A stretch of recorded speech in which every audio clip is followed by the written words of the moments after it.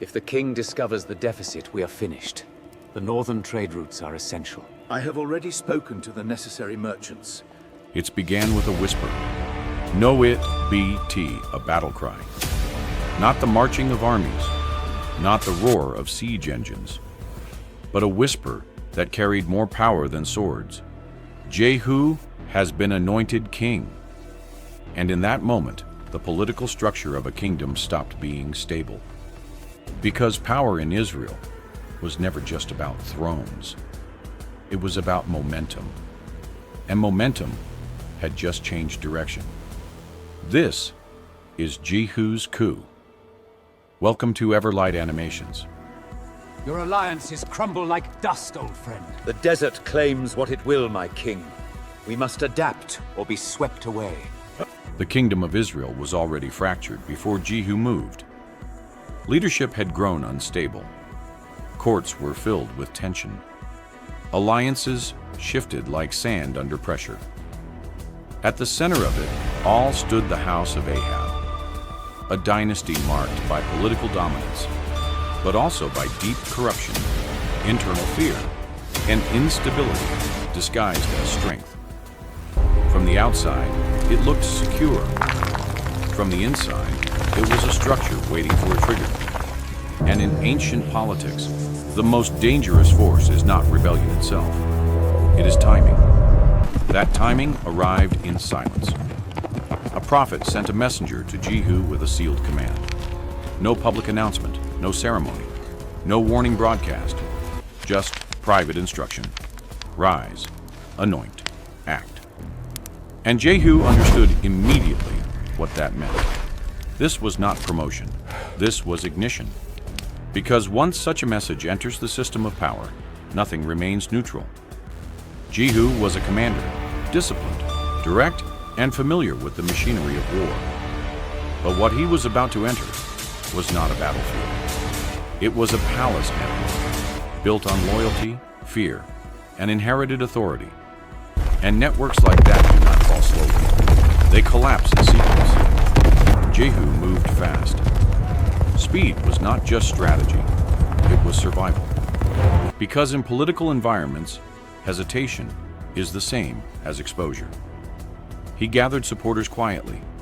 He did not announce intentions broadly. He did not debate. He did not wait for consensus. He moved. While kings rested in confidence, Jehu was already in motion. And that is how coups survive. Not through strength alone, but through controlled unpredictability. The first target was communication. If power is a body, communication is its nervous system. Cut that, and the structure cannot respond in time. But what does this mean? The numbers are entirely wrong. It contradicts the first report. It bears the royal seal, but it reads like nonsense. Messengers were intercepted. Information was controlled. Distance between palace and truth began to grow. Then came the ride. Jehu rode toward Jezreel. Fast, direct, unstoppable. Word reached the city before he arrived. And with every message that spread, fear multiplied faster than distance. Because uncertainty is the real weapon of political collapse. In Jezreel, King Joram sensed it first. Something was wrong. Not in reports, not in intelligence, but in atmosphere. He sent riders to meet Jehu. They did not return. He sent another group. They did not return either. Each silence increased tension, until silence itself became the message.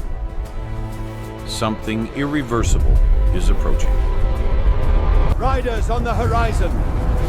To arms! They are attacking! Then came the sight. From the watchtower, a rider appeared on the horizon, then another, and another. But they were not returning. They were coming, fast, unified, intentional. Joram mounted his chariot. If change is coming, leaders often believe presence can stop it. He went out to meet Jehu directly, face to face. Authority against authority. On open ground, the distance between legitimacy and collapse is measured in seconds. They met on the field of Naboth, a place already stained with political memory and moral consequence. What peace can there be, so long as the harlotries and the many sorceries of your mother Jezebel remain? And the tension was immediate. Joram asked one question that carried the weight of a collapsing system. Is it peace, Jehu? The time of reckoning is upon us. This storm mirrors the wrath that will cleanse the land. But Jehu did not answer with diplomacy. He answered with trajectory. No peace, he said, not until the system that produced this moment is confronted. And then everything moved at once. Joram turned. He fled. But momentum does not reverse easily when it has already committed itself forward. Jehu drew his bow. One shot, one impact, and the king fell. Not in a prolonged war, not in a drawn-out siege, but in a single moment where political continuity ended abruptly. News spread instantly. And in Jezreel, Queen Jezebel understood what many leaders in decline understand too late. The structure is already inside collapse mode.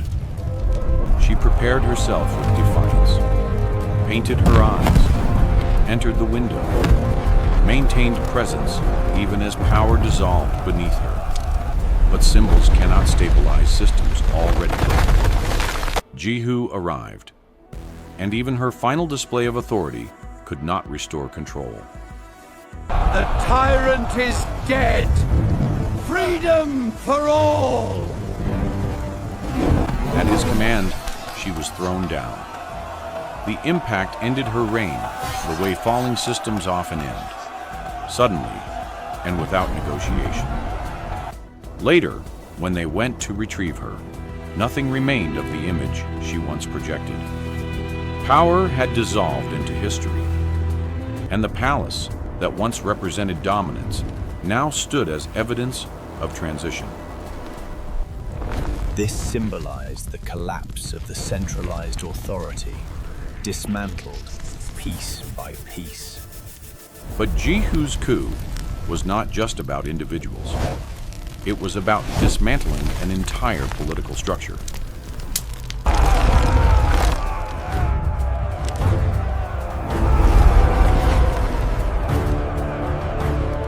What followed was rapid consolidation. Remaining members of Ahab's house were removed from power. Networks that supported the old regime collapsed under pressure. Symbols of previous rule were dismantled. The system was reset through speed, decisiveness, and relentless execution intent. And within a short span of time, a dynasty ended. Not because it was weak externally, but because it had become unstable internally, long before the first strike. To the king, may his reign last forever. Here, here. Another goblet, if you please. This is the nature of political collapse. It rarely begins when power is challenged. It begins when legitimacy erodes quietly over time. Jehu's coup is remembered not just for its violence, but for its velocity. It shows how quickly power shifts when alignment breaks. How fast systems fall when confidence disappears. How leadership can evaporate when authority is no longer trusted. But beneath the political drama lies a deeper principle. No structure survives indefinitely without integrity at its core. Speed only reveals what time has already weakened. So what does this story mean beyond the palace walls? It means systems in life behave the same way.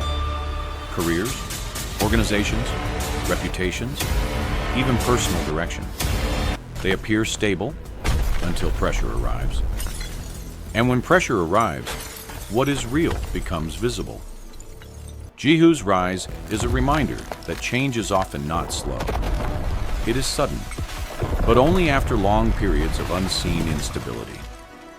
So the question is not only how power shifts, but what kind of foundation it was built on before the shift ever came. Because in the end, Every system tells the truth about itself the moment it is tested. If this cinematic retelling of Jehu's coup moved you, subscribe to Everlight Animations for more deep historical stories that reveal the hidden mechanics behind power, collapse, and transformation. Like this video and share it with someone who needs to understand that stability is not about appearance. It is about foundation.